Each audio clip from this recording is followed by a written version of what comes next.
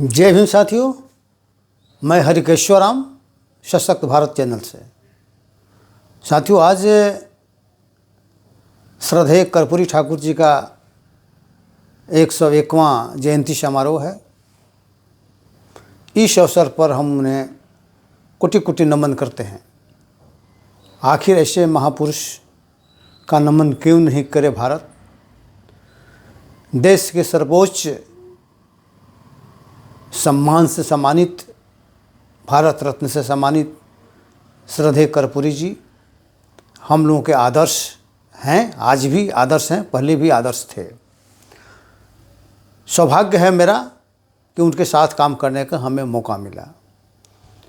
एक बात मैं आप लोगों को बताना चाहता हूं, जो मेरे सामने घटित घटना है और उससे कर्पूरी ठाकुर जी की जो मानसिकता थी, जो विचारधारा थी रिजर्वेशन के प्रति, आरक्षण के प्रति, तो वो बिल्कुल स्पष्ट हो जाएगा। तो उस वाकया का हम जिक्र यहाँ करना चाहते हैं। हमको लगता है कि आप लोग ध्यान से उसको सुनेंगे और सुनना चाहिए, ताकि आप किसी निष्कर्ष पर पहुँच सकते हैं। पटना के पब्लिक गेट लाइब्रेरी गर्दनीबाग बाग में अवस्थित है। उसी के हॉल में आरक्षण दिवस मनाया जा रहा था 1986 में। 1986 में पब्लिक गेट लाइब्रेरी पटना में आरक्षण दिवस मनाया जा रहा था। उसमें मैं भी एज ए महासचिव छात्र सभा बिहार के रूप में उपस्थित था।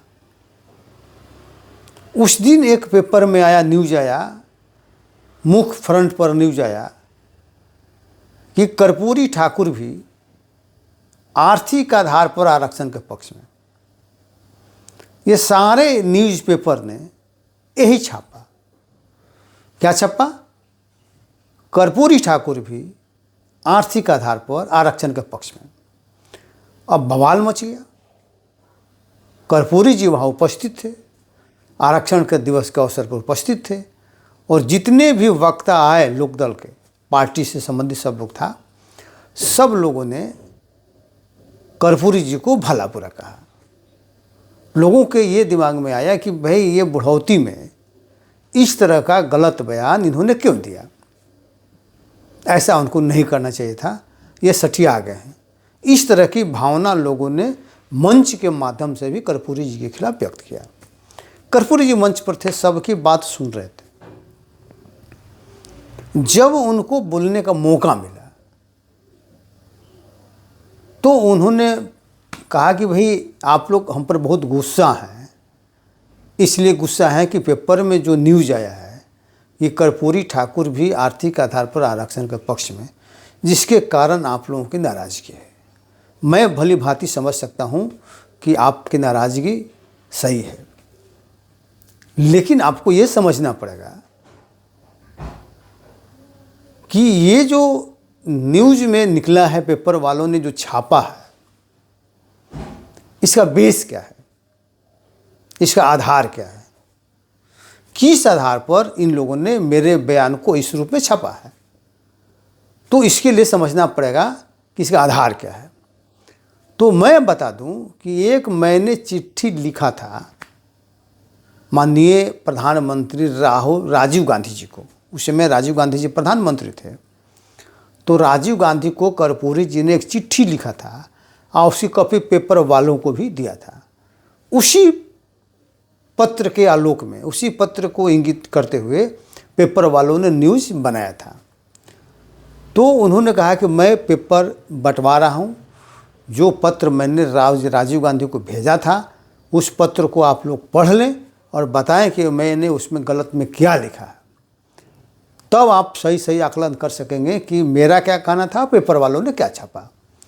तो जब उन्होंने पेपर का छपवाया, उन्होंने फोटो करके लाए थे, चारों बगल छपवाया, जो चिट्ठी उन्होंने लिखा था, वो चिट्ठी में उन्होंने लिखा था स्पष्ट तौर पर, आज भी मुझे याद है। उन्होंने लिखा था कि प्रिय राजीव जी, आप शायद मुझे नहीं जानते होंगे, मैं बिहार का कर्पूरी ठाकुर, कभी उप मुख्यमंत्री कभी मुख्यमंत्री और वर्तमान में विरोधी दल का नेता हूँ विधानसभा में। आप हमें इसलिए नहीं जानते हैं कि इसलिए राजनीति में आप नए नए आए हैं। आपका वक्तव्य मैंने सुना, आप आर्थिक आधार पर आरक्षण के पक्षधर हैं। आर्थिक आधार पर आरक्षण का डिमांड आप भी कर रहे हैं, आपका भी पक्षधर उसके हैं। मैं भी आपकी बातों से सहमत हो जाऊंगा। आर्थिक आधार पर आरक्षण के पक्ष में मैं भी सहमत हो जाऊंगा यदि आप ये काम कर दें। उन्होंने कहा कि आप अपार बहुमत से जीत कर गए हैं, आप चाहेंगे तो संविधान में संशोधन कर सकते हैं, तो आप संविधान में ये संशोधन कर दीजिए कि देश में कोई भी व्यक्ति जाति के नाम से नहीं जाना जाएगा। मतलब जाति जो है बिहार में नहीं रहेगी।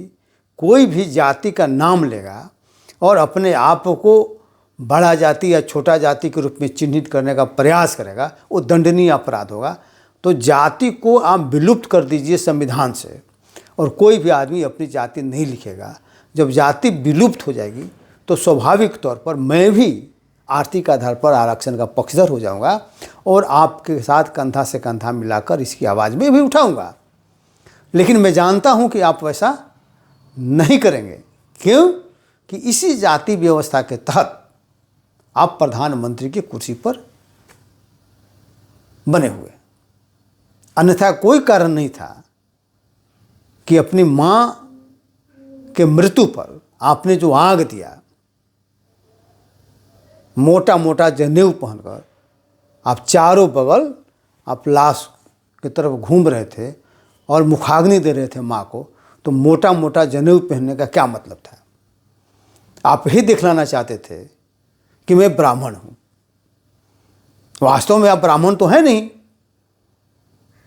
क्योंकि आपके फादर ब्राह्मण नहीं थे और किसी की जाति बाप से निर्धारित होता, लेकिन फिर भी आपने ब्राह्मण के रूप में अपने आप को स्थापित करने का कोशिश किया। इसलिए किया कि ब्राह्मण आप रहेंगे तो प्रधानमंत्री के पद पर आप जा सकते हैं, अदरवाइज नहीं जा सकते हैं।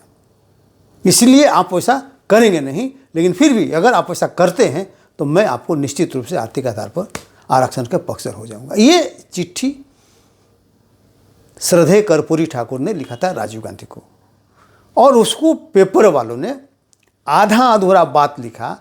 किस शर्त पर हम आर्थिक आधार पर समर्थक हो जाएंगे, इस बात को नहीं लिखा। ये सिर्फ मान लिख दिया कि कर्पूरी ठाकुर भी आर्थिक आधार पर आरक्षण के पक्ष में। तो इसलिए ये जो माहौल जो आर्थिक आधार पर पक्ष मालूम हुआ था, कर्पूरी ठाकुर आर्थिक आधार पर आरक्षण के पक्षधर नहीं थे। वो जाति व्यवस्था के विरोधी थे, जाति व्यवस्था को ख़त्म करना चाहते थे। लेकिन चूँकि जाति व्यवस्था को जो ख़त्म करने के बाद जो सत्ता में बैठे लोग करते हैं, वे सिर्फ इसलिए करते हैं ताकि सत्ता व्यवस्था बनाए रखें, हम वोट लेते रहें और हम सर्वोच्च पद प्राप्त करते रहें। कहने के लिए विरोध करते हैं, लेकिन दिल से चाहते हैं कि जाति व्यवस्था बनी रहे। जैसे अभी आरएसएस के लोग, जाति चाहता है कि पुरानी जो व्यवस्था है वही व्यवस्था चालू रहे, जाति व्यवस्था चालू रहे।